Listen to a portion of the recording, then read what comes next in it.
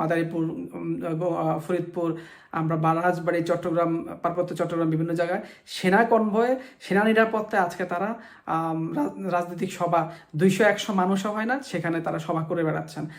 এইভাবে করে একটি রাজনৈতিক দল প্রতিষ্ঠা করবেন। অনেকে বলছে এই গোপালগঞ্জের ঘটনাটি তাদের ইউনুস এবং মপসিপির চক্রান্ত। তারা মূলত মার্কিন যুক্তরাষ্ট্রের সাথে একটা নন ডিসক্লোজার একটি চুক্তি করছেন, বাণিজ্য চুক্তির আড়ালে, যেটি আসলে মানুষ যেন সেটি নিয়ে জানতে না পারে।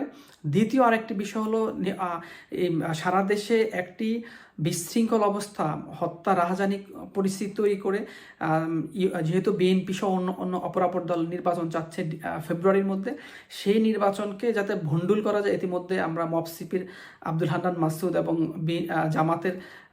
জামাতের যে আমির, এই বিভিন্ন পরিস্থিতি তৈরি করে দেখাচ্ছে যে বাংলাদেশের নির্বাচনের কোনো পরিবেশ নেই।